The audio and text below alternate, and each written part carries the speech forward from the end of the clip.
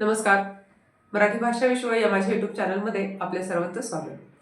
आज आपण 9वी कुमार भारतीची जी काही कविता आहे, इयत्ता 9वी कुमार भारती त्याची कविता आहे या झोपडीत माझ्या, ही कविता बघणार आहे. ही कविता आहे राष्ट्रसंत श्री तुकडोजी महाराज यांची. आपण त्याचा आधी परिचय बघूया. राष्ट्रसंत श्री तुकडोजी महाराज, माणिक बंडोजी ठाकूर हे त्यांचं संपूर्ण नाव आहे.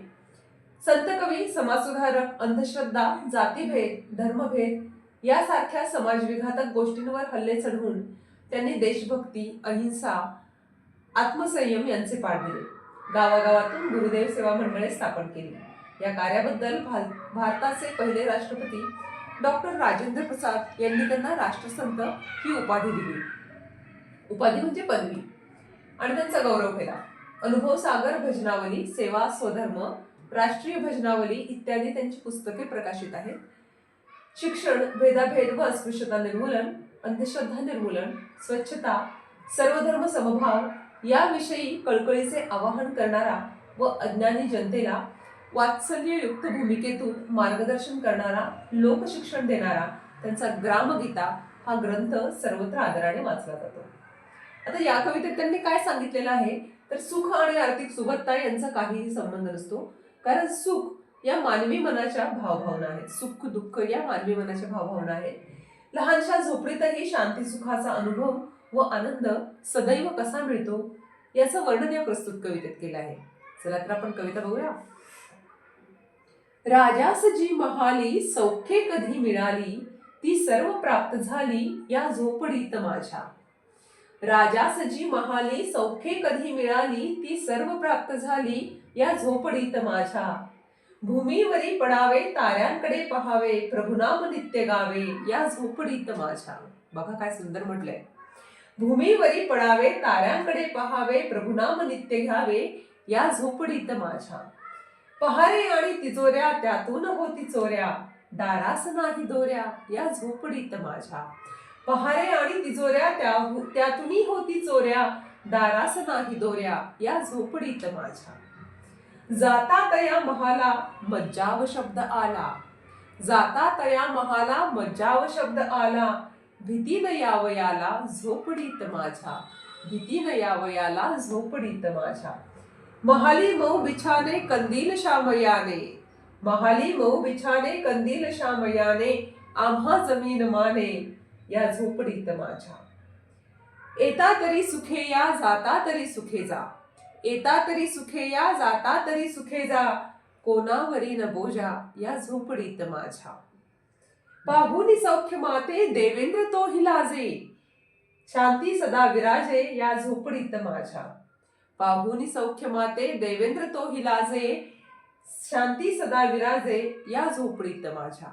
अतिशय सुंदर अशी ही कविता आहे की यामध्ये खरंच कविता वाचल्यानंतर असं जाणवतं की सुख आणि आर्थिक सुबत्ता म्हणजे पैसा हवा, हे जे आपलं काही आजकाल अट्टहास असतो, पैशाच्या मागे आपण धावत पळत असतो, सगळ्या सोयी आपल्याला हव्या असतात, गाडी हवी, बंगला हवाय, घरामध्ये वेल फर्निश हवंय, सगळ्या सुखसुविधा हव्यात. पण हे सगळं खरेदी करत असताना, या सगळ्याच्या मागे पळत असताना आपण खरंच सुखी आहोत का, हा प्रश्न एकदा आपल्या स्वतःला विचारायला हवा. कारण सगळ्या गोष्टींनी सुख मिळत नाही, गोष्टींवर सुख अवलंबून नसतं, तर सुख ही मनातली एक भावना आहे की जे सुख मांडण्यावर असतं. हे आपल्याला थोडंसं इथं सांगण्याचा प्रयत्न केलाय कवीनं की ते सांगतायत, राष्ट्रसंत श्री तुकडोजी महाराज सांगतात की राजाला सुद्धा महालामध्ये जी सुख प्राप्त होत नाहीयेत ती सुख मला माझ्या झोपडीमध्ये मिळतायत. राजास जी महाली सौख्ये कधी मिळाली, कधी काळी मिळाली असतील नसतील माहित नाहीये, पण ती सौख्य, ते सुख जे आहे ते मला माझ्या झोपडीमध्ये मिळालेलं आहे. असं कोणतं सुख आहे बरं? भूमीवरी पडावे, ताऱ्यांकडे पहावे, जमिनीवर झोपायचं आहे मस्तपैकी, फरशीवरती खाली फरशी पण नसेल, सारवलेलं असेल जमीन, आणि वरती ताऱ्यांकडे आकाशामध्ये बघायचे, चंद्र तारे सगळे दिसतायत आपल्याला तिथून, आणि देवाचं नाव घेत राहायचंय. हे सगळं कुठं मिळतंय तर या झोपडीमध्ये मिळतंय. पहारे आणि तिजोऱ्या त्यातून होती चोऱ्या. कितीही कुलप लावा, तुमच्याकडे पैसा आला, संपत्ती आली तर काय होतं, कुलूप लावावं लागतं, तिजोरी लावावी लागते, आणि त्यातूनही चोऱ्या होतात, तो भाग वेगळा. पण या झोपडीमध्ये काय चोरी करण्यासारखं?